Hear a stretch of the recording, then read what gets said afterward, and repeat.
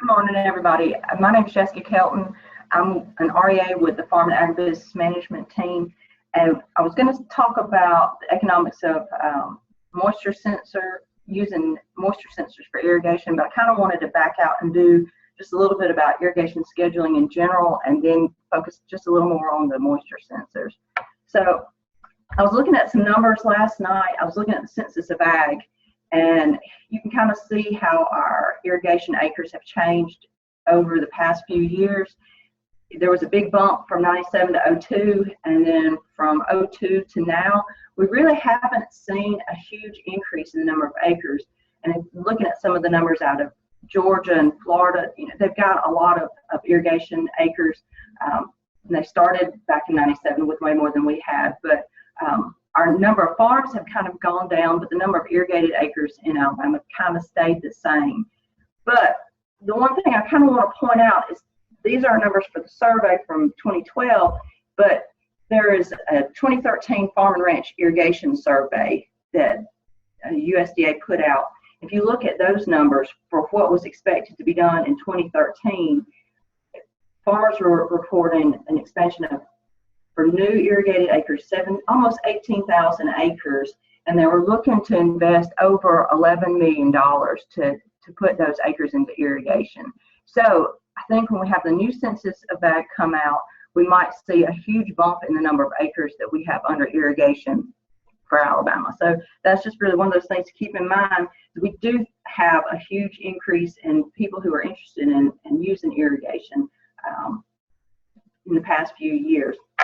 So my question is, how are these acres going to be irrigated? How are we going to manage them?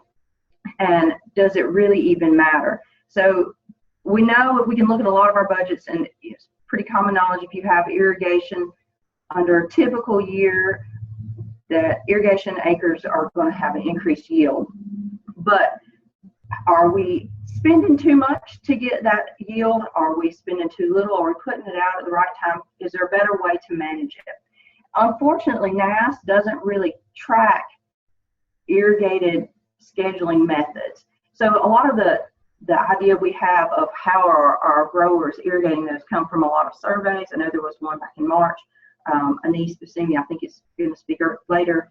He did something so just to get an idea of what farmers are using as a gauge for when they need to irrigate. And a lot of our farmers are using visible plant stress as an indicator for irrigation. So how is that affecting our yield? Are we getting, our full yield off of that? Are we spending more to get that? Are we spending too little? But and a lot of the other surveys coming out of other states are showing the same thing. Plant stress is one of those things that go to for farmers to determine when they're irrigating. Some are using checkbook methods, some are using software, consultants. Very few are using anything like a moisture sensor to determine if they're going to irrigate. But one of the problems we have is because we don't have as many acres in irrigation, that we don't have a lot of research that's kind of geared towards looking at our, the economics behind how we schedule our irrigation. But in recent years, Georgia has done some of this research. Wes and Adam out of the University of Georgia have looked at this and how the irrigation scheduling affects yield and the economics behind that. So just to cover a little bit of that, I've seen a lot of this in some of the presentations, mainly because this is some of the only stuff we have access to kind of give us an understanding of what those the yield differences are for irrigation scheduling. So they did this over in Georgia, looking for 3 years and different treatments for irrigation scheduling. And then they did an economic analysis of that, just the net dollar benefits of how those scheduling methods affected the yield and the net return for versus a dry land system. So just to point out really quick on here, they looked at Irrigated Pro and the checkbook. They also used a smart sensor out of Georgia to use as their moisture sensors. And they did have returns for most of the varieties of the peanuts they had in this study. They did have an increase by using one of these methods to get their irrigation determined on that. But the one thing that we don't have in this that I think would probably be a really good indicator for us is, visible plant stress.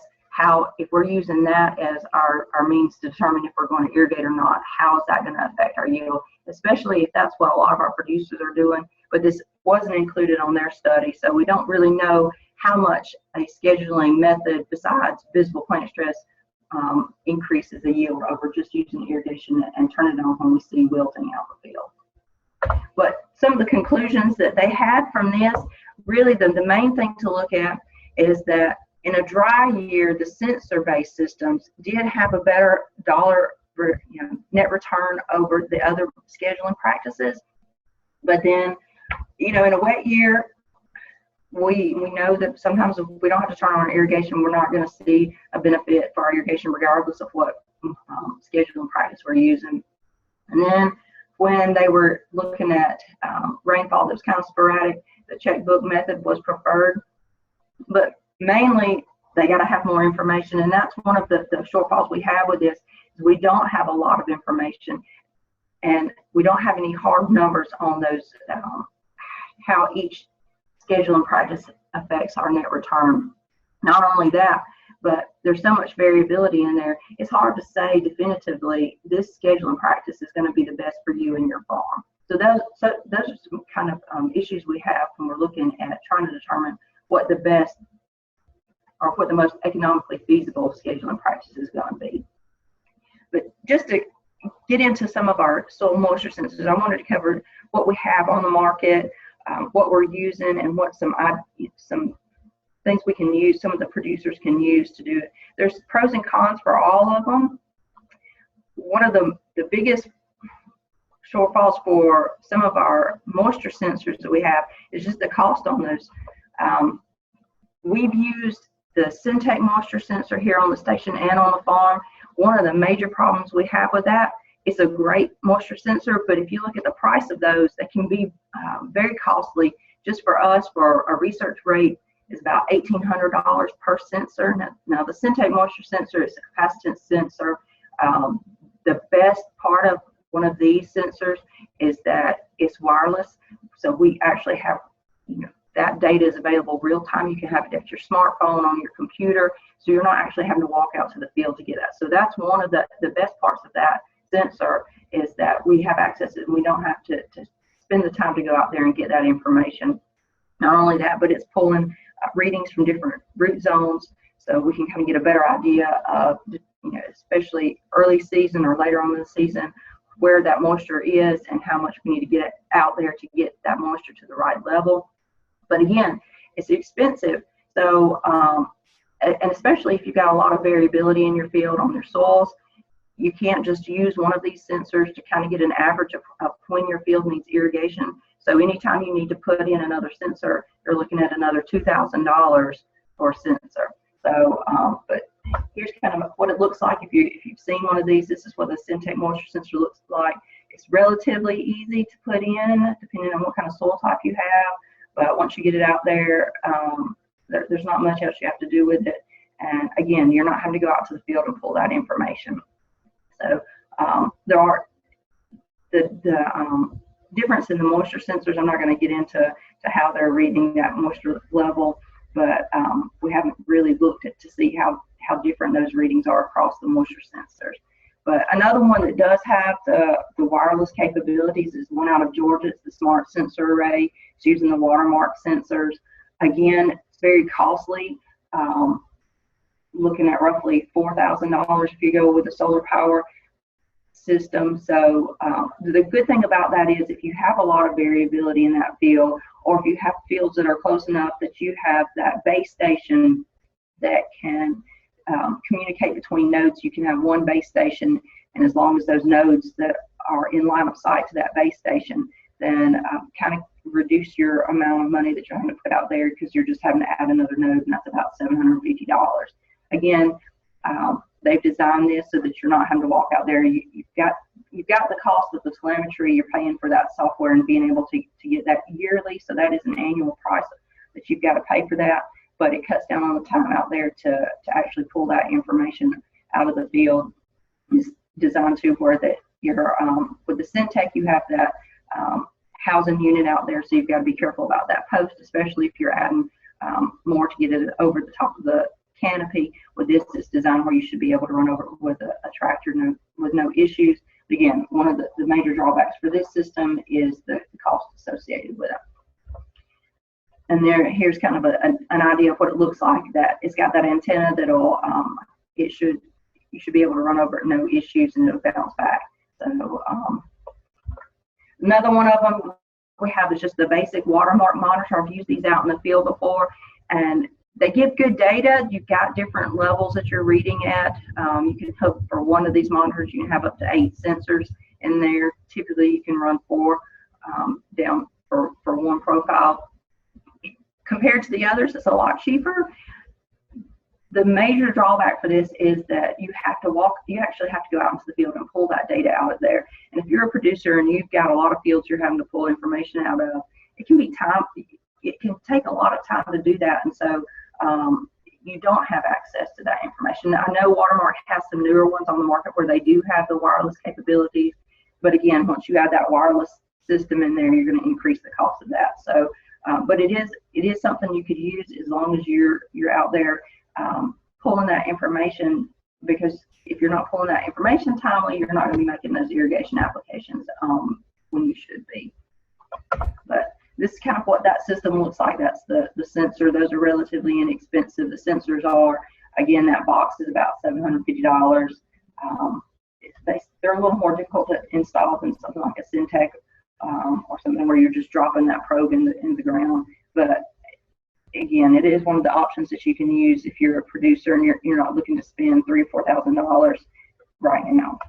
And then the aerometer, the one it's relatively inexpensive. Like a lot of fruit and vegetable growers are using these. Very inexpensive compared to the others. Again, you have the drawback for that is that you've got a manual reading, and depending on the length of that moisture sensor, that's where you're getting your measurement. It's just at that if it's a 12-inch moisture sensor, that's where you're going to get that reading. So you're not changing your readings as that crop grows, and so you're getting as accurate as you need to. But for fruit and vegetable production, probably works, but maybe not so much for your row crops. But if you're looking to start using a moisture sensor to begin with, this is something you can use without investing a lot of money in it. So these are what these look like. Again, like I said, they're relatively inexpensive. So if you're just looking to start now, kind of using a sensor to gauge when you're going to irrigate, it's relatively little investment to use. But again, like I said, we have so much variability across farms. It's hard to say what's the best moisture sensor to use. Do we use the costly ones where we have access to that information real time, where we're saving that time going out to the field to pull that information?